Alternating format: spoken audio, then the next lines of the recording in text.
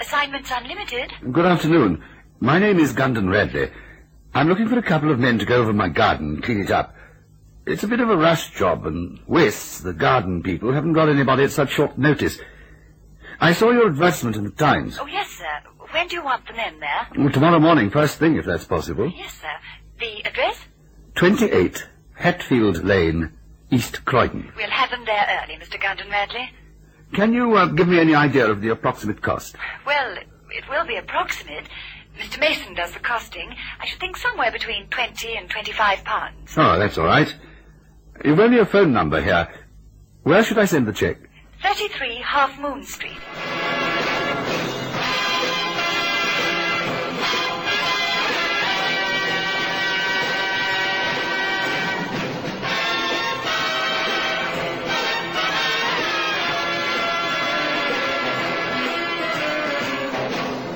Ring of Roses.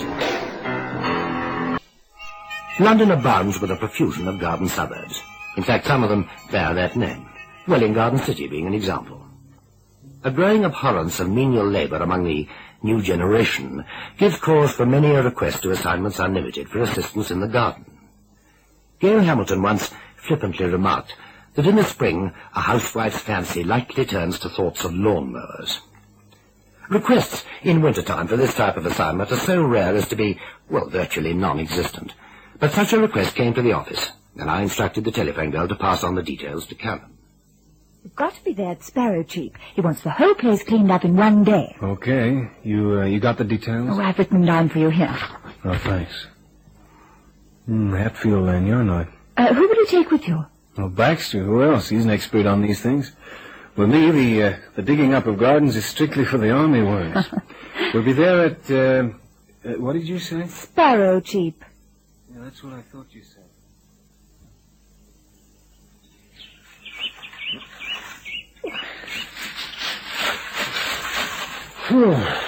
I'm tired. Let's have a break for tea. I thought you peasants could keep at this all day. So now I'm a peasant just because I like gardening. The peasant is the labourer, the horticulturalist, the expert. Oh, that makes me the peasant. If you like. Well, in that case, I stand on my constitutional rights and demand a trade union break. You make tea, I brought coffee in a flask. You come on, let's sit on that anthill. That is a compost heap. All good gardeners keep one. Well, for a good gardener, he sure let this place go to seed. Yes, I wonder why. Of course, he may have been away for a time, or his wife might have been the gardener and left him. Little Baxter, you have a sordid mind. I have an eye for detail. That's how I know he's a rose lover.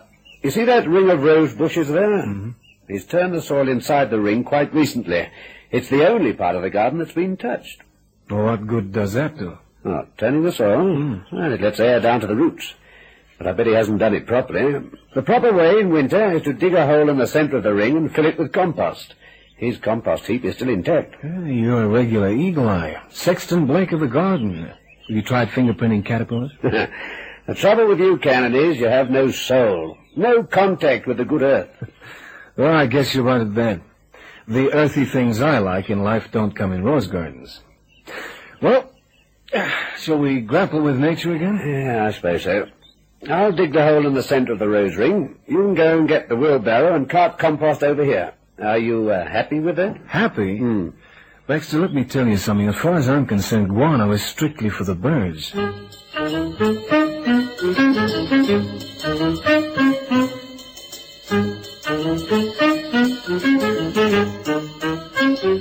Cannon!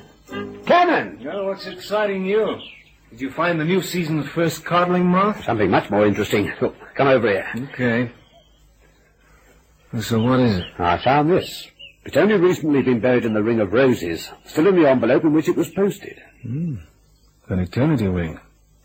Good one, too, solid platinum. How do you know it's an eternity ring? Baxter, in this field, I'm the expert. Oh. Where was it? Buried right here.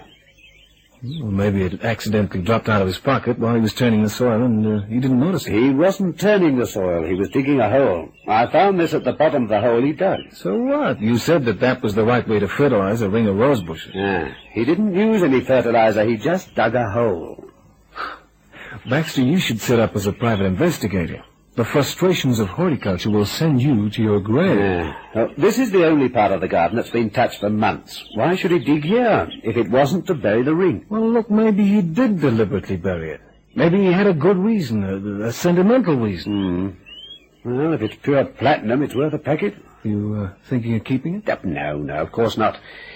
But the man must be a loony to bury a valuable thing like that. Well, plenty of people do it. They get buried with their family heirlooms and jewels. There's no law against it.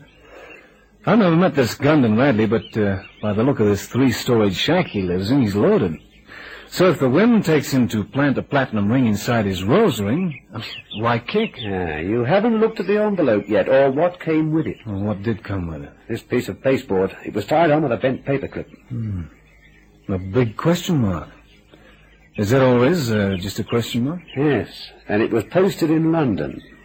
Well, he could have sent for it, and whoever posted it might have questioned the wisdom of burying it. Now, if I were you, I'd put it right back in the hole and cover it up again with ordinary plain soil. You know, he might not take kindly to having his private memories sullied with manure. All right, if you say so. But I still think it smells fishy.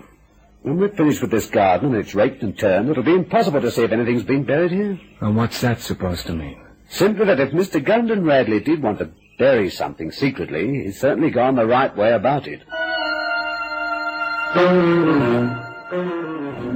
Well, the barman tells me you're interested in our distinguished local resident, Gundon Radley. Oh, my name's Perriman, friend of the family. Perhaps I can help. Ah, that's very nice of you. Won't you sit down? Thank you.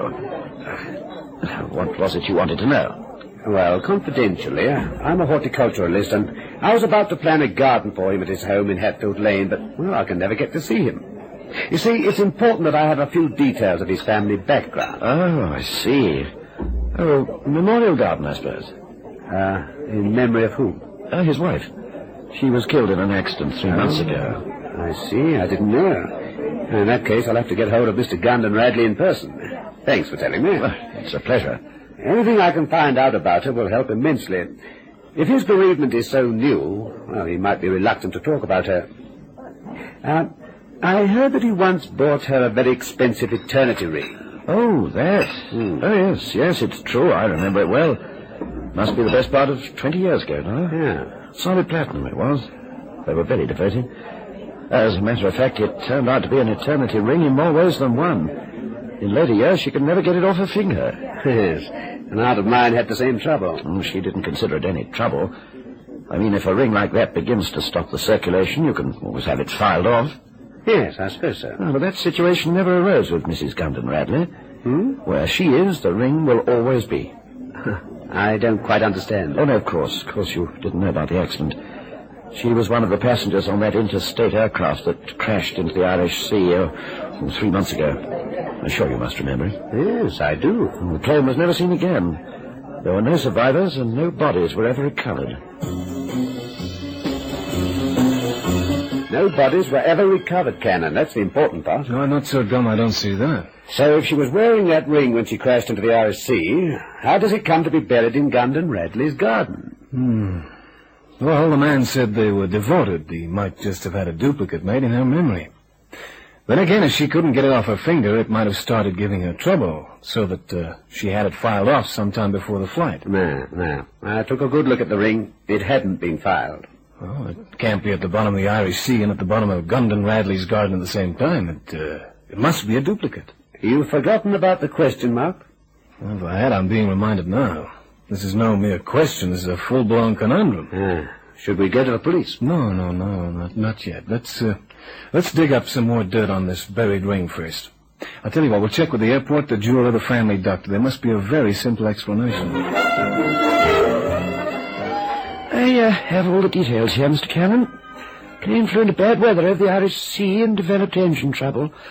She was in constant wireless communication right up to the time of the tragedy, so that we know almost the exact spot where she went into the sea. Bad weather hindered rescue operations, and When the sea calmed down, there was not a sign of the plane. This must have been very quick. There were no survivors. Mm-hmm. I suppose there can be no doubt that Mrs. Gundon Radley was on board. Oh, no doubt whatsoever. All passengers are checked aboard on the manifest. Apart from anything else, that's a major requirement of the insurance companies. It's a common practice to keep a record of any piece of jewellery that's valued at more than £500, Mr. Baxter. Yeah. Do you have a record of this eternity ring? Oh, yes, indeed. Is it possible to look it up for me? No need. You're fortunate. It was I who sold that eternity ring to Mr. Gundon Radley. He's been one of our customers for more than 20 years. It was in platinum, encrusted with rubies, to form a ring of roses. A beautiful creation. He made the purchase nearly 20 years ago for his young wife. The tragedy. She was killed, you know. Yes. I suppose he couldn't have had a duplicate made?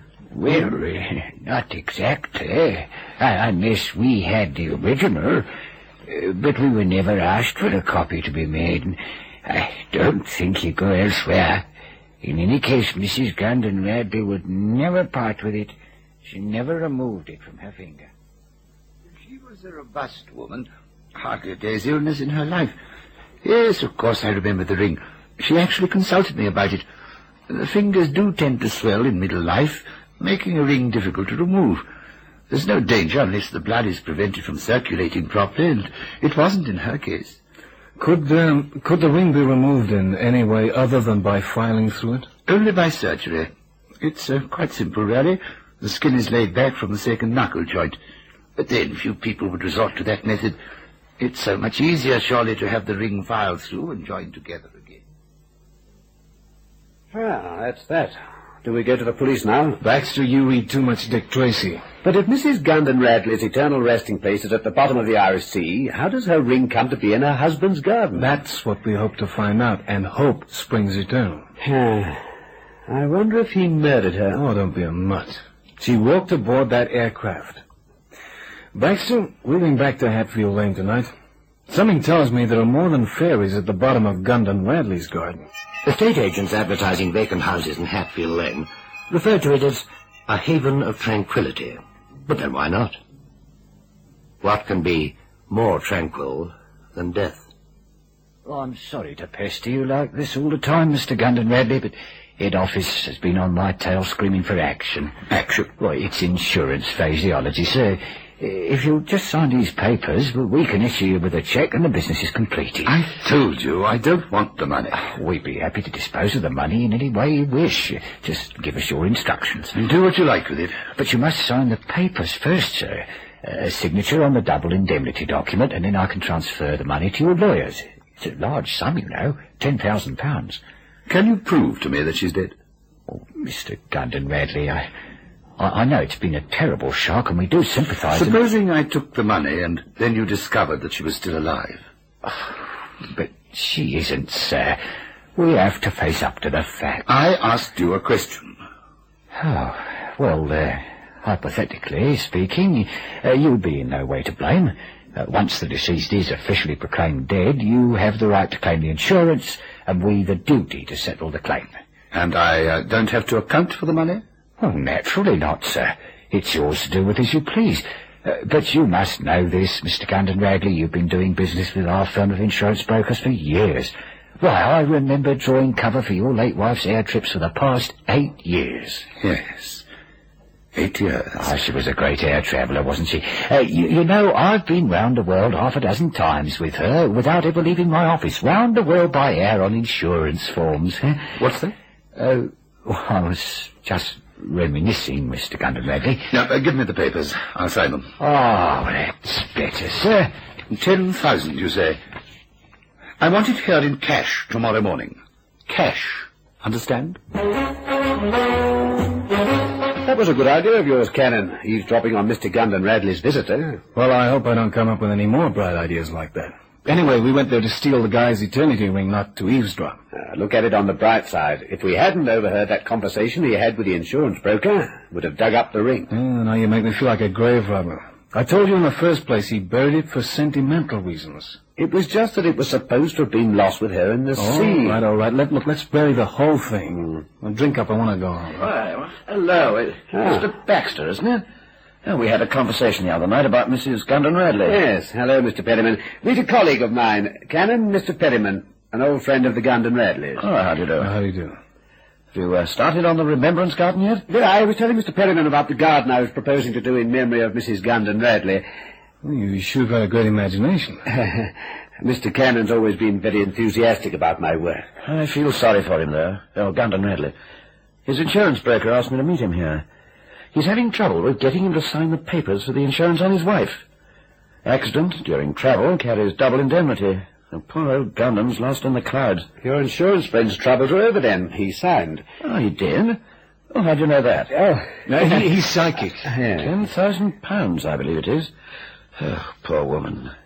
To lose her life like that the first time she'd ever flown. Now, come on, Baxter. We've got... What did you say? What about her? Oh, must have been the first time. She couldn't bear the thought of flying. As a matter of fact, I wondered what made her want to fly to Ireland. She was always such an old stay-at-home.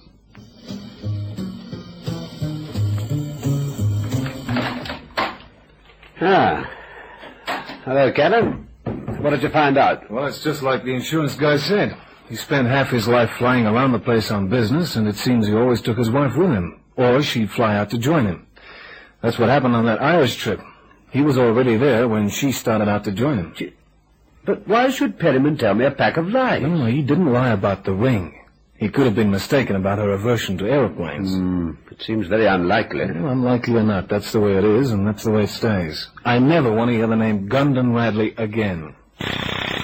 I'll get it. Yeah, Cannon. Oh, Mr. Cannon, do you remember a Mr. Gundon Radley? Oh, no, not you. Well, what's the matter? Nothing. What about him? Well, he's just been on the line. He has. What did he want? A man to deliver an important parcel.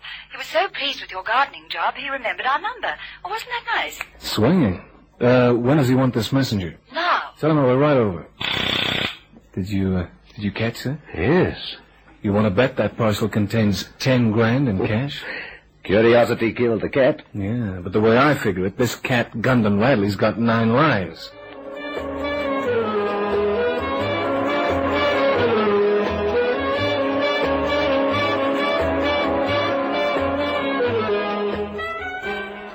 It's an important parcel, Mr. Cannon, and I want you to realize that you're in a position of trust. The address to which you deliver it is 94 Pell Street. It's not a very salubrious area, and it's most important that the recipient of the parcel doesn't know that it comes from me. All right? Sure, yeah. You make it sound so mysterious, Mr. Gundon Radley. What is it, a time bomb? It'll come as great a shock to them as a time bomb. But they won't be displeased with it, I can assure you. Well, I hope they accept it. You didn't even tell me their name. I suppose that is necessary. Mr. and Mrs. Perkins. Mm-hmm. Perkins. And what do they look like? I've never seen them. Now, you'd better start. Ring me when you've delivered the parcel. I shall be anxious about it until you do. Okay, I'll do that. Is that your car standing there? Yep, complete with chauffeur. We do things in style. I'm glad I can rely on you. Goodbye, Mr. Cannon. We're seeing you.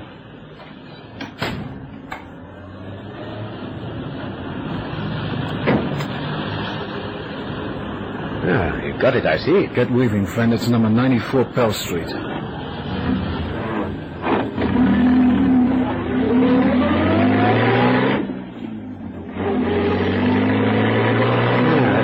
Shady neighborhood. Who do you think Gundon Radley could know in a place like that? Well, don't let it offend your middle-class soul. He's never met the occupants. I knew there was something fishy about all this. I'm not all that green. No, Baxter, you're not, but this is greenbacks. You and I could start up a bank with this lot. £10,000? I'm not going to count it, but you can count on it. Put your foot down, Baxter. This dough's hot.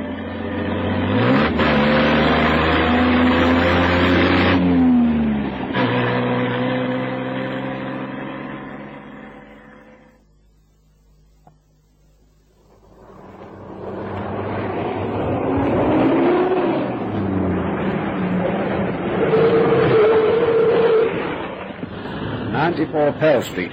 Shall we go in together? You stay here. I want you to keep a lookout for anybody who appears to be watching this place. Like who, for instance? Like a well-dressed dame, for instance. We're hot on the scent, Baxter, and I've just about got this figured out.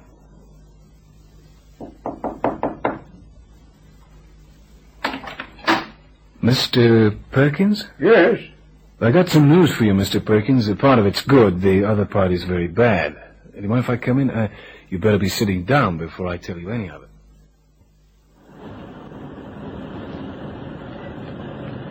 Did you hand it over? Yep, all 10,000 of it. Does he know what's in the parcel? I opened it for him. He had to know I was on the level. In that tea room come fish and chip shop. She's been there for the past half hour. Arrived just after you went into his house. Great. I knew our luck would change. Now, you stay here, Baxter. Won't be long. By the way, you got a couple of loose sixpences? Yes. Here we are. Always keep them for the phone. Thanks. That's just what I want them for.